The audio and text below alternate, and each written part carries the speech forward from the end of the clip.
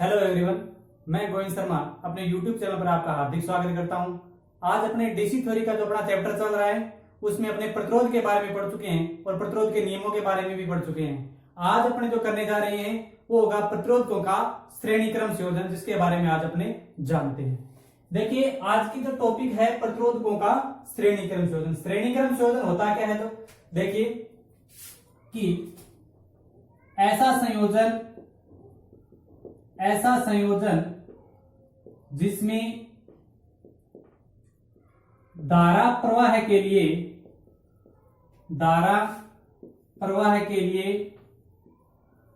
केवल एक ही मार्ग हो,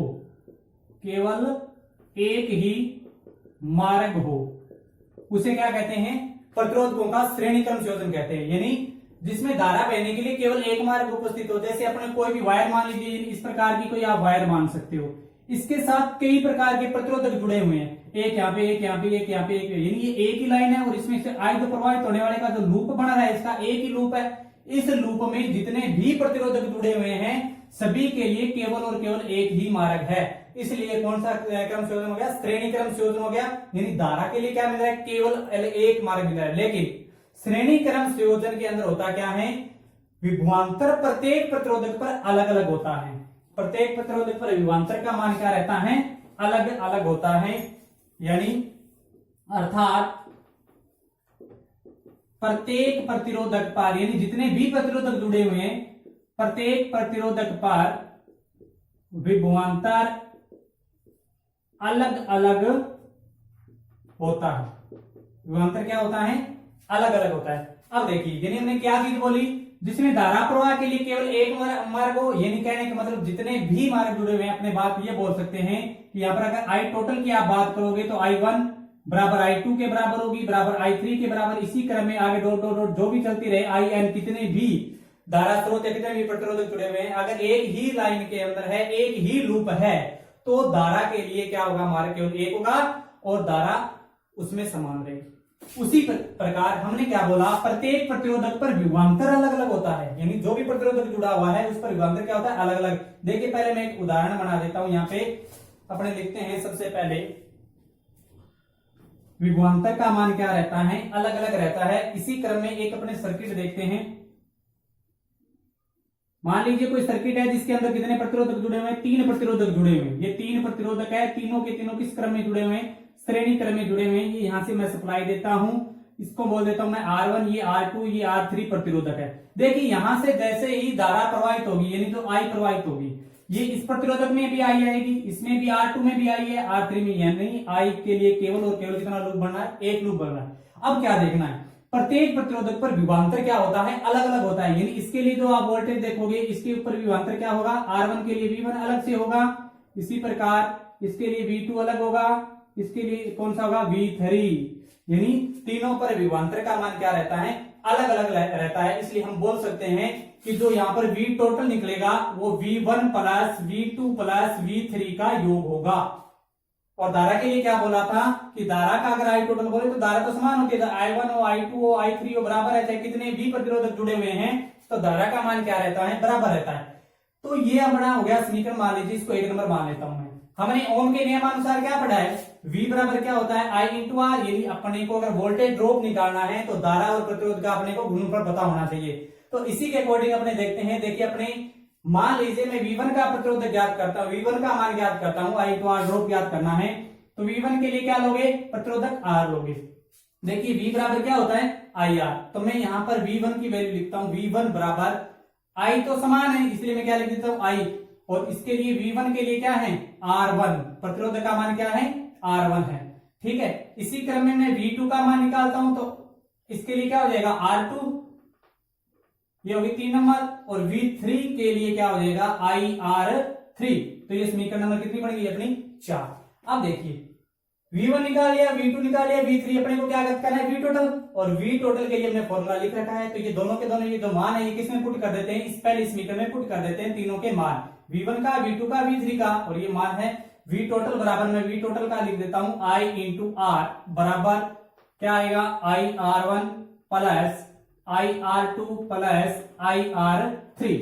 देखिए R1 R2 आते तीन प्रतिरोधक, धारा समान है, आई क्या आ रहा है, कॉमन आ रहा है, तो मैं कॉमन ले लेता हूं, आई को कॉमन ले लिया, R1 plus R2 plus R3, और यहाँ पर क्या है अपना I इंटू आर, तो आई से आई क्या हो गया, कट गया, तो आर टोटल क्या आ जाएगा अपना, आर टोटल क्या आ जाएगा, आर टोटल आ जाएगा R1 plus R2 plus R3। कहने का मतलब क्या है, श्रेणी क्रम में जुड़े हुए प्रतिरोधक, चाहे जितने भी प्रतिरोधक जुड़े हुए हो, चाहे कितने भी हो, डॉट एन बल लिख देता हूं, कितने भी प्रतिरोधक जुड़े हुए हो, तो क्या होता है, उनका टोटल योग होता है। श्रेणी क्रम में क्या होता है, टोटल प्रतिरोधक क्या हो जाते हैं, जुड़ जाते हैं, और जो सबसे बड़ा मान का प्रतिरोधक होता है उससे भी ज्यादा इसका मान आता है, चाहे कितने भी मान के प्रतिरोधक इस श्रेणी क्रम में जुड़े हुए हो। तो ये होता है आपका एक श्रेणी क्रम संयोजन, जिसके अंदर आप ये चीजें करके देख सकते हो, और इससे ये प्रूव होता है कि आर टोटल जितने भी प्रतिरोधक एक लाइन के अंदर जुड़े हुए हैं उनमें आप इस चीज को कर सकते हो।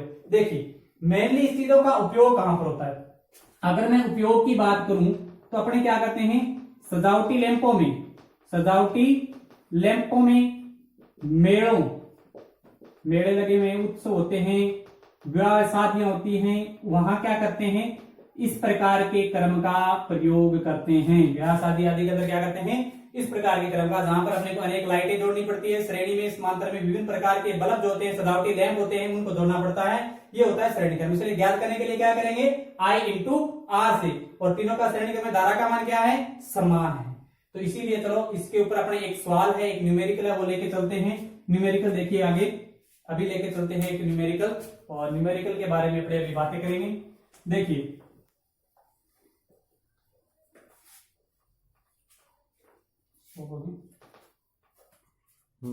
अब देखिए, अब अपने को यहां मैं वैल्यू पुट कर देता हूं इस सर्किट के अंदर, इस सर्किट में वैल्यू पुट कर देता हूं। मान लीजिए R1 का मान 2 ओम है, इसका मान 4 है, और 4 2 6 और एक ये वैल्यू दी हुई, ठीक है।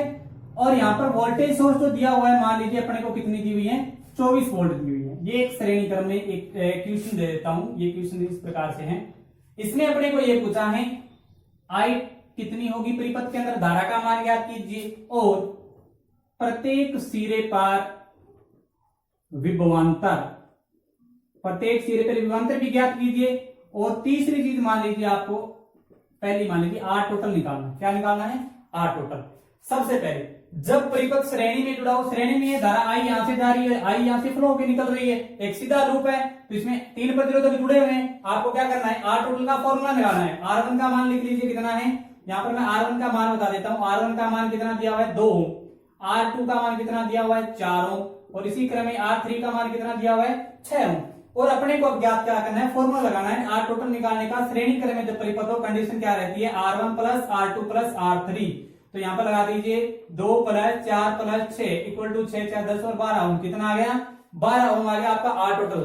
अब देखिए ओम के नियम के अकॉर्डिंग अपने लगाते हैं, इसमें आई बराबर क्या होता है, V अपॉन आर होता है, और वोल्टेज कितना दिया हुआ है, देखिए वोल्टेज अपने को दिया हुआ है 24 वोल्ट, और अपने को ज्ञात क्या करना है, आई, तो V अपॉन क्या हो जाएगा, आर, और V कितना दिया हुआ है 24, आर टोटल कितना आ गया अपना 12, आर टोटल कितना आ गया 12, तो धारा कितनी आ रही है, 2 एम्पियर। धारा कितनी आ रही है, 2 एम्पियर। देखिए साथ साथ मात्रक लगाते चलना है, अपने इससे मात्रक याद रहेंगे कि आई का मात्रक क्या होता है, एम्पियर होता है। इसी प्रकार से आपको मात्रक भी याद रह जाएंगे।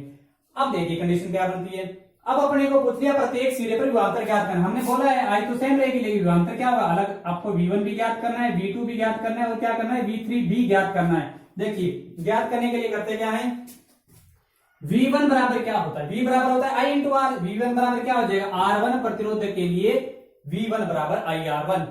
इसी देख लीजिए I का मान कितना आया 2, R1 का मान कितना दिया हुआ है 2, कितने वोल्ट आ गई 4 वोल्ट। कहने का मतलब V1 पर कितनी वोल्टेज ड्रॉप आ रही है, 4 वोल्ट आ रही है। इसी क्रम में अपने निकालते हैं दूसरा निकालने के लिए देखिए आपको निकालना है V2 का मान, तो V2 का मान IR2, I का मान कितना 2, R2 का मान कितना दिया हुआ है 4, कितना वोल्ट आया 8 वोल्ट। इसी क्रम में तीसरा V3 निकालोगे कैसे, IR3 फॉर्मूला, I का मान अपने सेम ही रहेगा 2, R3 का मान कितना है 6, कितना हो गया 12 वोल्ट।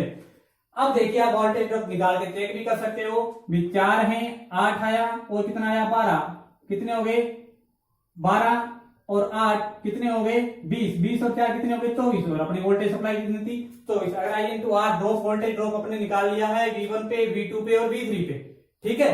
तो इस प्रकार से ये आप श्रेणी क्रम में किसी भी प्रकार के सवाल हो उसमें वोल्टेज ड्रॉप ज्ञात कर सकते हो, आई को निकाल सकते हो, आर टोटल है वो भी ज्ञात कर सकते हो। और आर टोटल में अगर सारे के सारे मान प्रतिरोधक के मान अगर समान हो तो निकालने के लिए आप सीधा भी ज्ञात कर सकते हो। आर टोटल क्या निकाल सकते हो, सीधा भी। इसके लिए फॉर्मूला क्या है, आर इंटू एन। एन क्या है यहाँ पे, एन जितने प्रतिरोधक जुड़े हुए हैं उनका क्या कर दीजिए, गुणा कर दीजिए, मान आपका आ जाएगा। मान लीजिए यहाँ पर 10 ओम के 3 प्रतिरोधक जुड़े हुए हैं तो आर की वैल्यू कितनी होगी, 10 ओम के 3 है तो आर की वैल्यू 10 है और 3 प्रतिरोधक है तो 30 कितना आ जाएगा, 30 ओम। इसी प्रकार से अगर आर टोटल निकालना हो और प्रत्येक पे मान समान हो, आर गुना एन, ये फॉर्मूला भी आप क्या कर सकते हो, यूज में ले सकते हो। अब अपनी छोटी सी बात बता दी। अब कई बार क्या होता है एग्जाम में श्रेणी क्रम न देके ये भी पूछ लिया जाता है श्रृंखला। श्रृंखला तो ये श्रेणी क्रम को ही बोलते हैं, श्रृंखला क्रम किसको बोलते हैं, या कोई नाम आ जाता है माला क्रम। माला क्रम आ जाए तो भी क्या होता है, वो श्रेणी क्रम संयोजन होता है। या फिर क्या आ जाए सिरे से सीधा जोड़, सिरे से सीधा। तो सिरे से सीधा में डी कौन सा होता है, श्रेणी क्रम संयोजन होता है। क्यों होता कैसे है, मान लीजिए ये R1 का पहला सिरा है और ये कौन सा सिरा है, दूसरा। तो इसमें होता क्या है कि पहले प्रतिरोध का दूसरा सिरा दूसरे प्रतिरोधक के पहले सिरे से जुड़ा हुआ होता है और दूसरे प्रतिरोधक का दूसरा सिरा तीसरे के पहले से जुड़ा होता है, इसलिए कैसा कौन सा है, श्रेणी क्रम संयोजन। तो आज आप श्रेणी क्रम पढ़ चुके हैं। कल जो अपने पढ़ेंगे वो समांतर क्रम के बारे में पढ़ेंगे। क्लास आपको कैसी लगी, आपको कुछ चीजें समझ में नहीं आ रही है तो आप कमेंट बॉक्स में जरूर बताएं और हमारे चैनल को ज्यादा से ज्यादा सब्सक्राइब करें, शेयर करें। धन्यवाद।